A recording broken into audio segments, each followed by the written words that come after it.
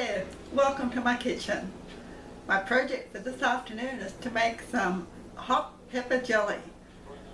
And this is just a wonderful, wonderful side. Goes well with pork chops. It goes well on crackers, a little cream cheese, some pepper jelly, and it's scrumptious. So I'm going to start with 4 cups of peppers, such as bells, bananas, anything like that, more of a sweet pepper. And then I'm going to use 1 cup of hot peppers. So I'll start with cutting up the sweet peppers. Then I'll put on some gloves so that I can cut up the hot peppers. It will take a little while to get all those peppers cut up, so just kind of hang out with me for a little bit. We'll cut some peppers and then we'll move right along. So here we'll go. We'll start off cutting some bells. No, that's not a bell, that's a banana pepper.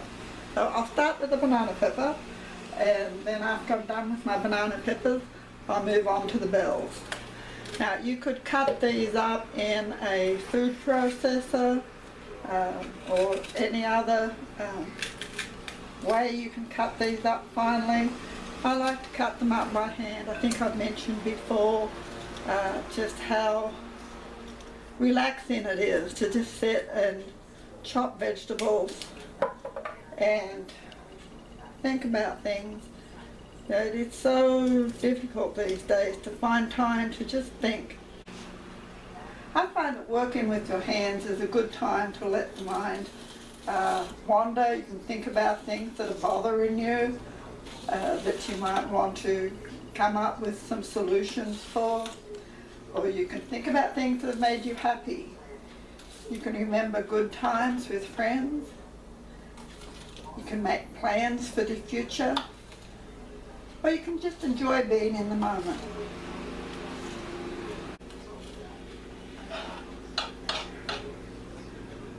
So how I usually do these, I cut a piece of the pepper long ways in thin strips. And then once I've finished cutting that section in thin strips, I just turn that around and cut it very thinly the other way. With peppers, it can be hard to cut them on the skin side, so if you start your cut on the fleshy side, it cuts a lot more easily.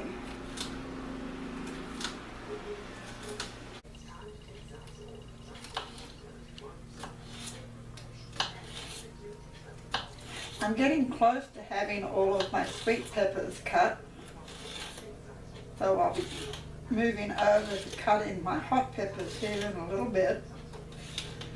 I think I might end up with a little bit less than 4 cups sweet peppers, but that's okay. I'll make up the difference with the hot peppers, and that's one of the nice things about this. As long as you end up with about 5 cups of peppers, you can go ahead and make this as hot or as sweet as you like. You don't even need to put any hot peppers in if you prefer not to. Just make a nice pepper jelly without the heat. Or if you like things super hot, then add extra hot peppers and fewer sweet peppers.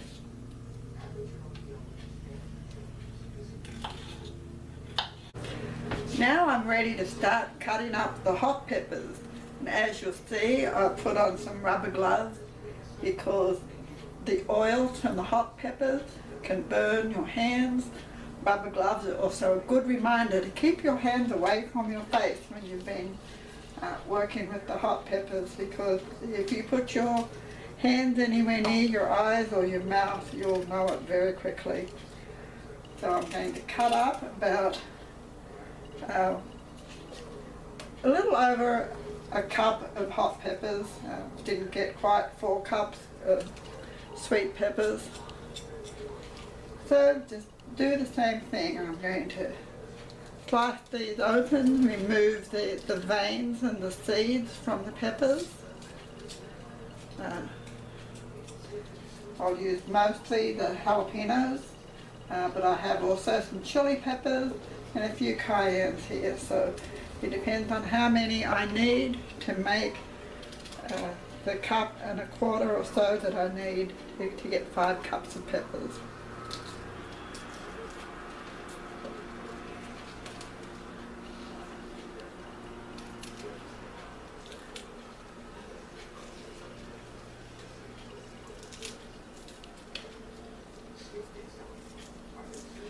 These are all fresh from the garden in the last few days, so they should make a nice jelly. A couple of the peppers that I used, the sweet peppers, are actually out of the freezer because it's getting toward the end of the season. I didn't have enough bell peppers on the plant to make this, so what I had done earlier in the season when I had lots and lots of vegetables all at once is I did cut a couple of the peppers into halves. I removed the seeds and the veins and popped them in the freezer ready to use when I needed them. So got a couple of those out and used those to make up the amount of sweet pepper that I needed. So I'll just chop away here for a little while, just as I did with the sweet peppers.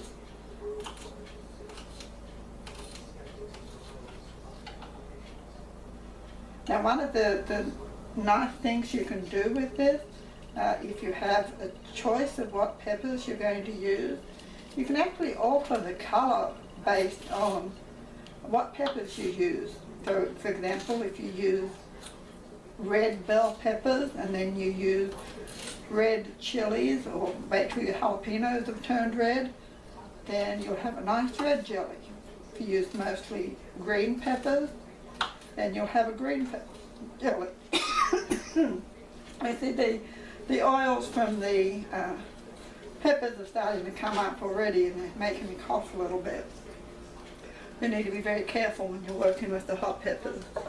So as I was saying about the colour of the jelly, last year I made 2 types of jelly. I made a sweeter pepper jelly and a hot pepper jelly, and I was able to tell the difference which was which by the colour of the jelly. My sweet jelly was red and my hot jelly was green.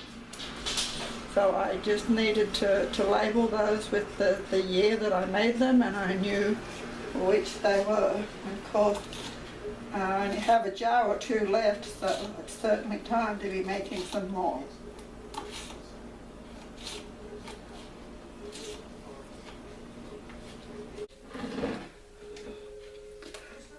Well, I have my peppers all cut.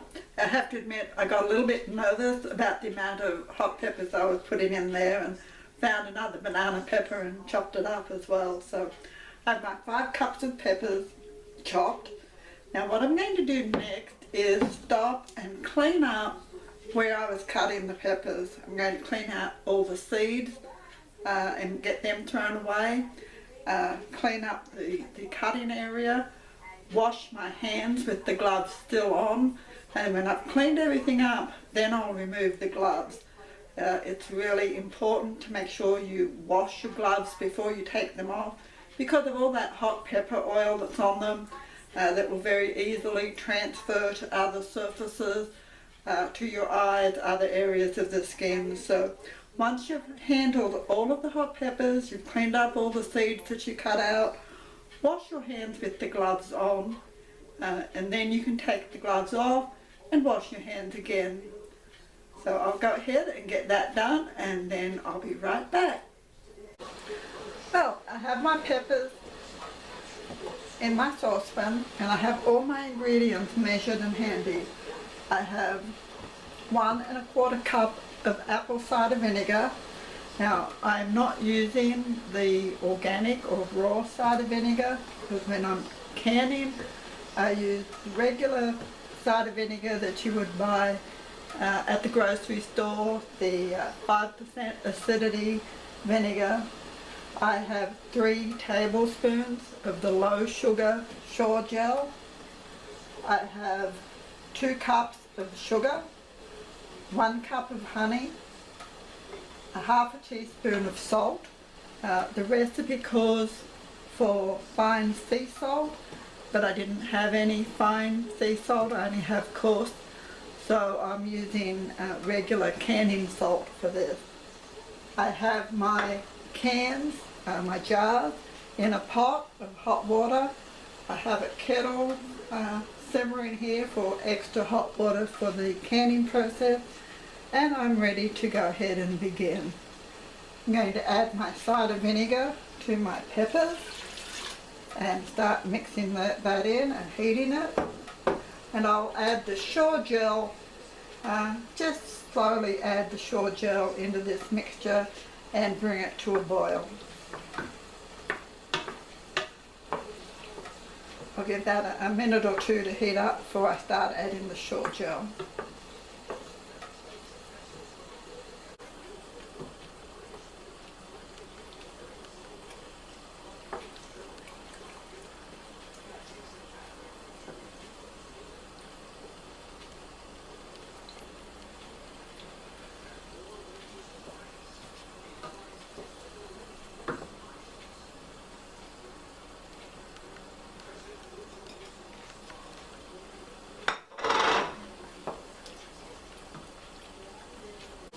Now I have to bring this to a rolling boil that I can't stir down, so I'll give this a couple of minutes and then we'll be back. I'll keep stirring it until it does come to the boil. This is now boiling. It's a full boil that doesn't stop when I stir it, so I'm going to let it boil like this for 1 minute before I add the sugar and the honey.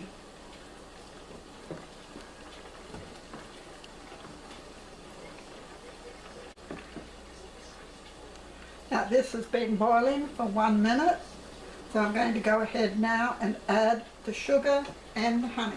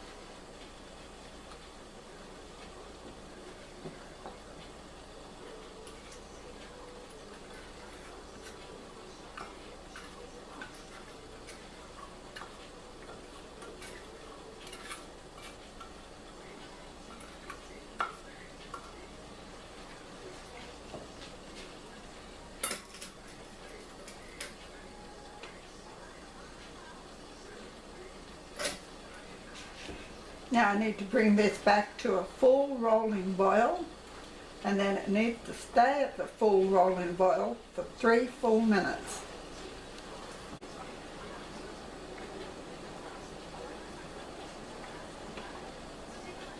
I'll set my timer.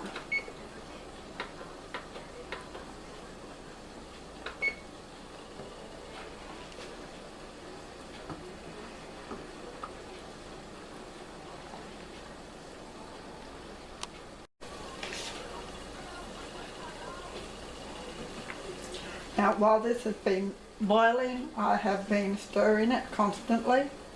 My timer is about to go off in about 10 more seconds, and then I will test this, see if it looks like it's about done, and then if it is, we'll move on to the next step.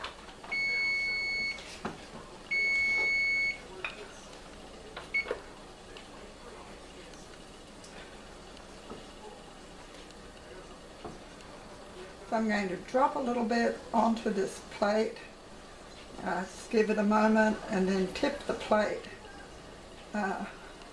That's not too bad, it's not running too much. I'll just give it another 30 seconds or so perhaps, just to be sure that that's done, but it's not looking too bad.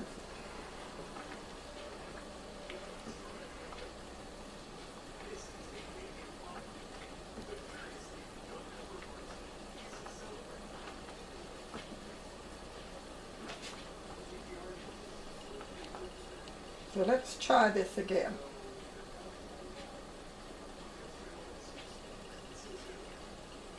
Yeah, that's gelling quite nicely, so that is ready to come off. So I'm going to move it off the heat, and then I'm going to add the salt. I'm going to stir in the salt.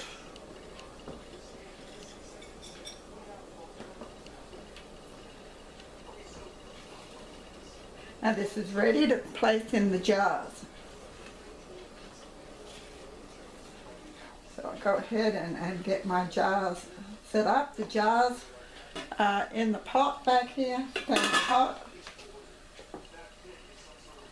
And we'll go ahead and get this going here just a moment.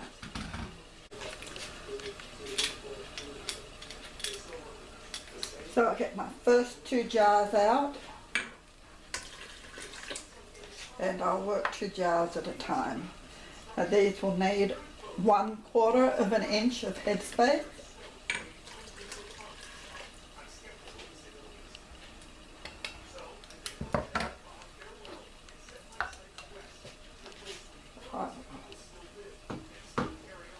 Get my scoop, and I'll stir this as I am measuring it so that the fruit gets mixed up nicely amongst the jars of jelly.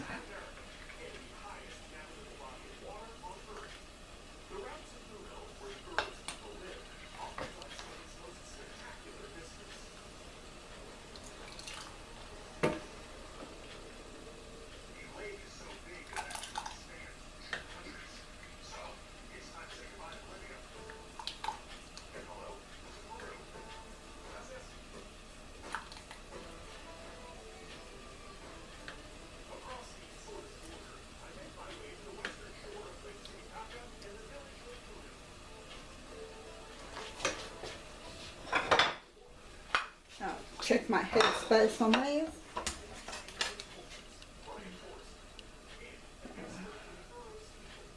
Oops, this one looks good. That one can use just a tiny bit more. There we go. So now if you remember, I wiped the rims down so that there's no residue on the rim, so that we can get a good seal with the flats, the flat portion of the lid, and with the rings.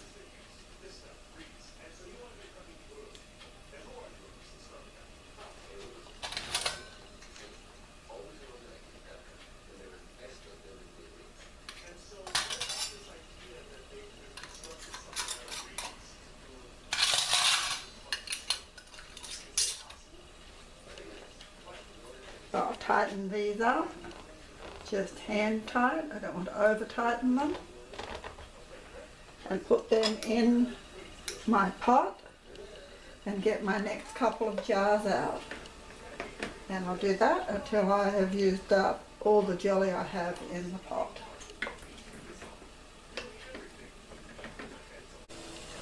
Now this will probably be my last jar. I don't know if I'll have enough here to fill this jar up, so we'll see.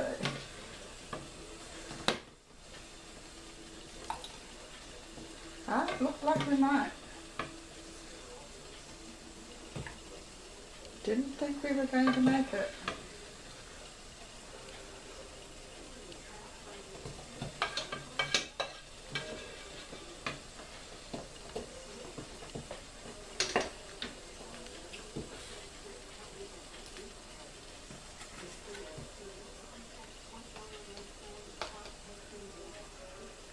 There we go, that is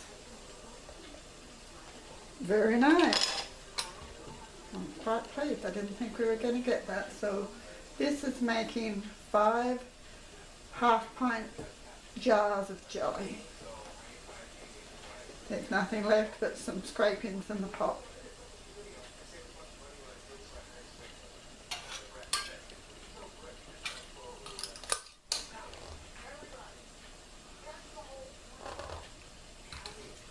So I'll have to move these jars a little bit. I didn't think these were going to fit anymore, so I kind of spread these out a little bit. So I'll make some room here.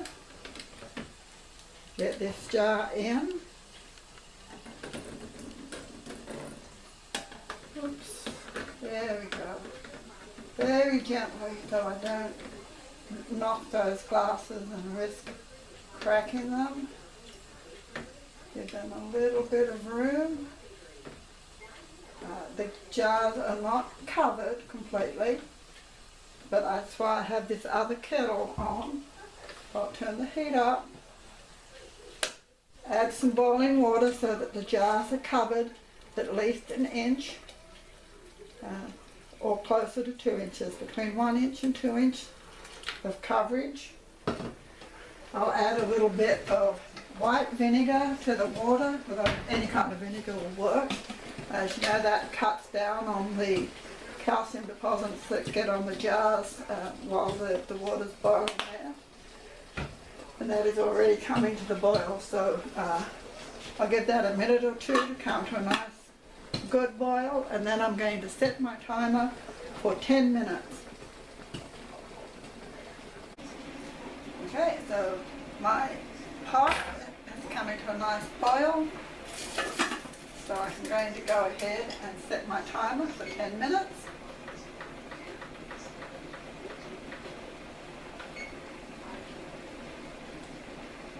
And turn that down just a little. And just take a little taste. See how our jelly tastes.